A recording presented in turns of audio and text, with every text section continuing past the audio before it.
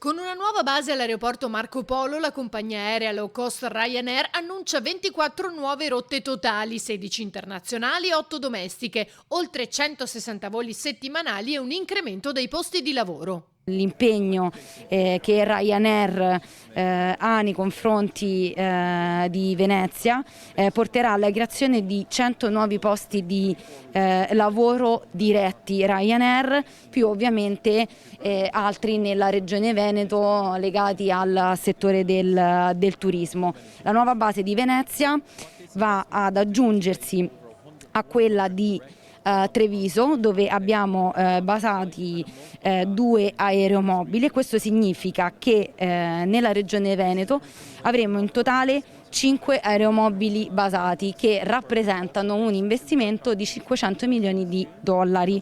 Questo a dimostrazione di come il turismo sia ripartito e ci sia la voglia di viaggiare, fa notare il direttore commerciale di Save.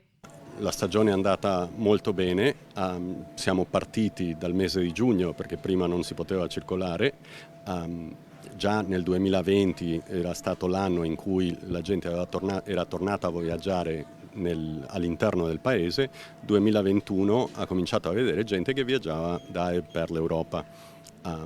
Adesso ci sono tante novità che stanno arrivando.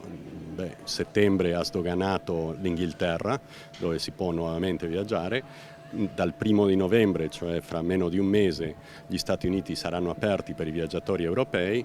Da dicembre anche l'Australia apre. Gli aeroporti di Treviso e Venezia sono dunque ripartiti con buoni numeri. È una graduale ripresa, ovviamente entriamo nella stagione invernale, che storicamente è la stagione un po' meno affollata degli scali, però gli annunci fatti puntano a quello che sarà una stagione estiva del 2022 molto vicina a quello che avevamo nel periodo pre-pandemico.